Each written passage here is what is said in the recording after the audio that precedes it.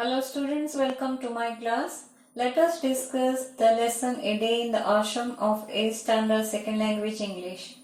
Here, the writer reveals his experience while he stayed in the ashram.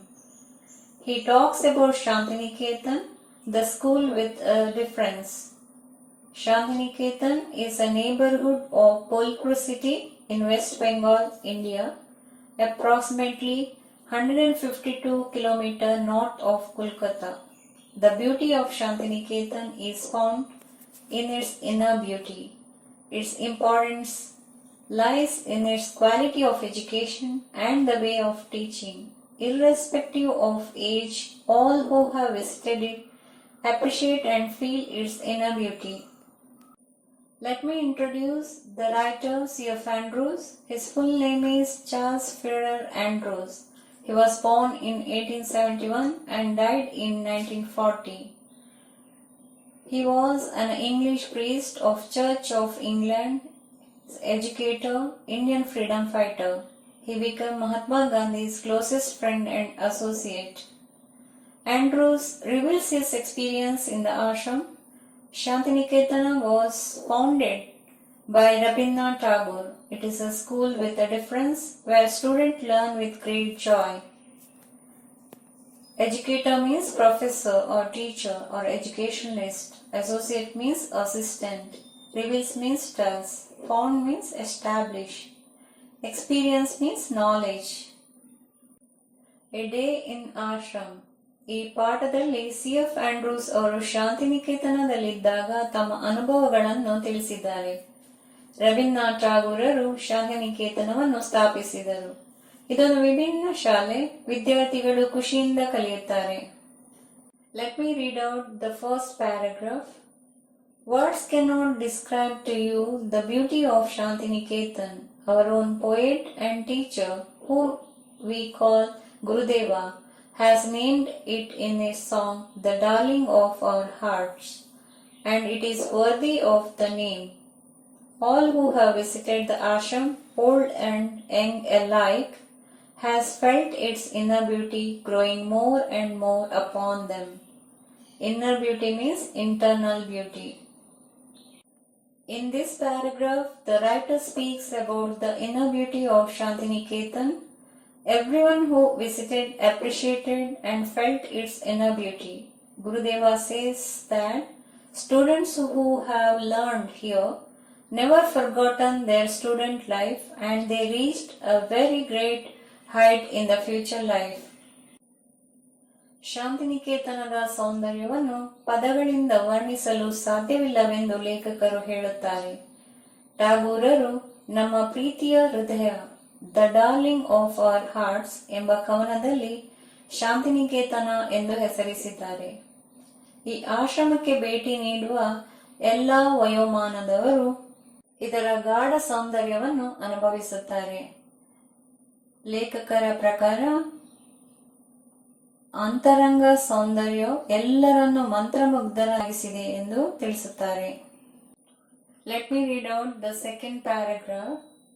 If I were to describe to you one day in the ashram with the boys, that would perhaps best bring home to you its inner beauty. Long before sunrise, like the birds in our own amloki groves, our boys are awake. The choristers are the first to rise, and they go round the ashram singing their morning hymn. You can hear the voices in the distance, drawing nearer and nearer, and then the sound dies away. As the choir passes on to another part of the ashram, and then again it comes nearer and nearer. The beauty of the sound in the silent morning air and the sense of joy and reverence. Morning hymn give peace to the soul. Amloki groves means ಮರಗಳ ಗುಂಪು ಅಥವಾ ತೋಪು. Drawing means approaching. Reverence means respect. Chorister means who sing in the choir of a church. Here in this paragraph, writer stresses on inner beauty of the ashram. It helps you differentiate right from wrong, makes you confident, and it gives you peace. ಆಶ್ರಮದಲ್ಲಿರುವ ಬೆಟ್ಟದ ನೆಲ್ಲಿ ಮರಗಳಲ್ಲಿನ ಹಕ್ಕಿಗಳ ಹಾಗೆ ವಿದ್ಯಾರ್ಥಿಗಳು ಸಹ ಸೂರ್ಯೋದಯದ ಮೊದಲು ಏಳುತ್ತಾರೆ. ಮೇಳಗಾಯನದ ಹುಡುಗರು ಮೊದಲು ಎದ್ದು ಬೆಳಗಿನ ಸ್ತೋತ್ರ ಗೀತೆಯನ್ನು ಹಾಡುತ್ತಾ ಆಶ್ರಮವನ್ನು ಸುತ್ತುತ್ತಾ ಬರುತ್ತಾರೆ. ಬೆಳಗಿನ ಪ್ರಶಾಂತ ವಾತಾವರಣದಲ್ಲಿ ಹಾಡಿನ ಧ್ವನಿಯ ಏರಿಳಿತ ಕೇಳುಗರ ಮನಸ್ಸಿಗೆ ಶಾಂತಿ, ಸಂತೋಷ, ನೆಮ್ಮದಿಯನ್ನು ತರುವುದರ ಜೊತೆಗೆ ಗೌರವ ಭಾವನೆಯನ್ನು ಉಂಟು ಮಾಡುತ್ತದೆ. Let me read out the third paragraph. After an interval, each boy takes his asana, his square of carpet, into the fields and sits down on it to meditate in his own place alone. Later on, before the school work begins, the boys all stand together in the shade of the trees and sing their hymn. Interval means break or recess. Fields means grounds, playing field. Meditate means think deeply about something. ಸ್ವಲ್ಪ ವಿರಾಮದ ನಂತರ ಪ್ರತಿಯೊಬ್ಬ ವಿದ್ಯಾರ್ಥಿಯು ಚೌಕಾಕಾರದ ಚಾಪೆಯ ಮೇಲೆ ಕುಳಿತು ಧ್ಯಾನ ಮಾಡುತ್ತಾರೆ. ಅನಂತರ ಎಲ್ಲಾ ಹುಡುಗರು ಸೇರಿ ಮರದ ನೆರಳಿನಲ್ಲಿ ಸ್ತೋತ್ರವನ್ನು ಹಾಡುತ್ತಾರೆ. Fourth paragraph. Till about 10:30, the work of the school goes on. We have no classrooms. The boys sit with their teachers in the open air under the trees. There are no larger classes. A group of 8 or 10 boys are seated round the teacher, asking him questions. Very few books are used.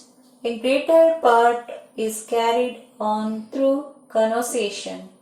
The boys soon learn to open out all their difficulties to their teachers, and the teachers get keenly interested in the boys' questions and answers. Such living education can never be dull.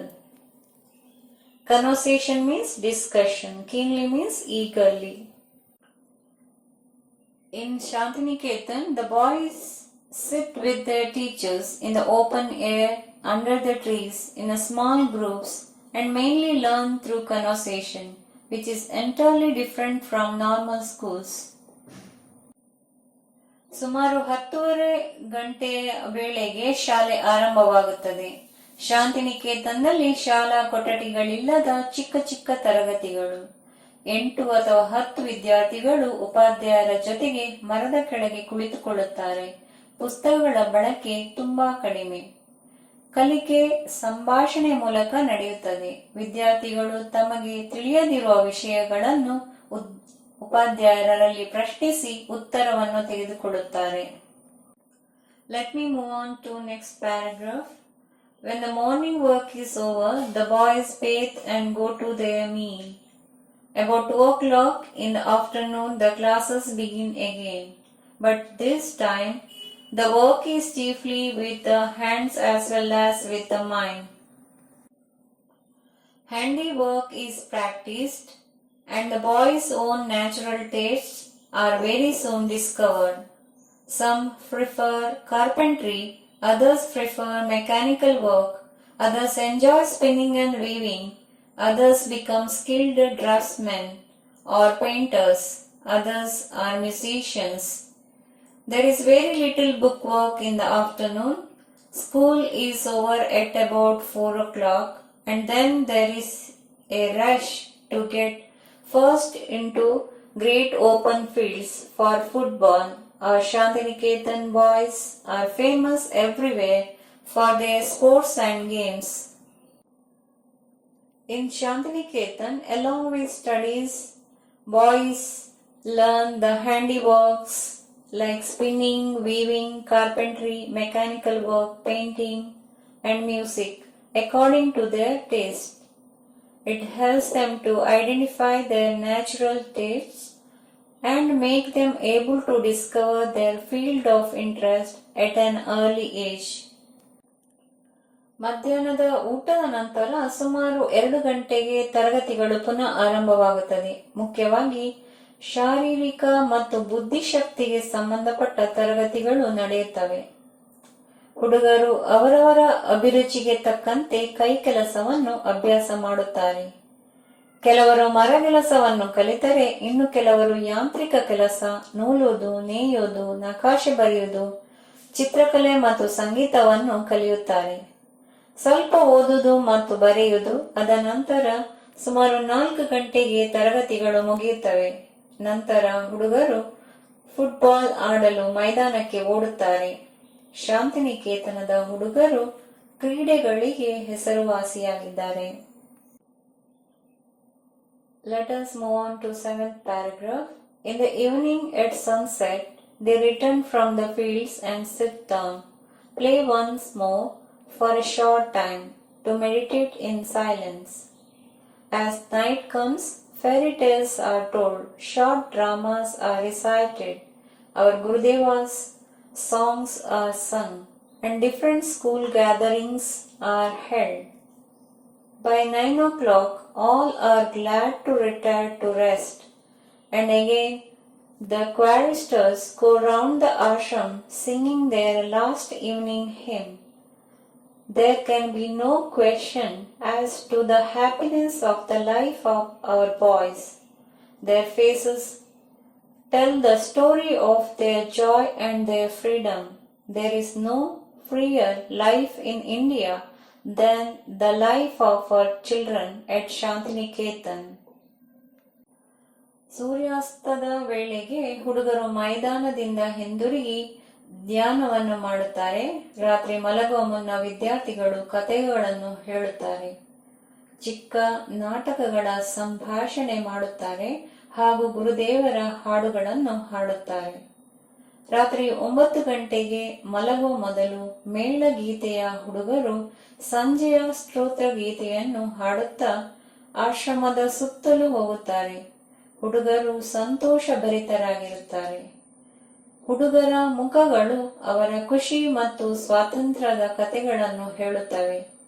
Shantiniketan ಹುಡುಗರ ಸ್ವತಂತ್ರವಾದ ಕಲಿಕೆ ಹಾಗೂ ಜೀವನ ಭಾರತದಲ್ಲಿ ಎಲ್ಲಿಯೂ ಇಲ್ಲವೆಂದು ಲೇಖಕರು ಹೇಳುತ್ತಾರೆ.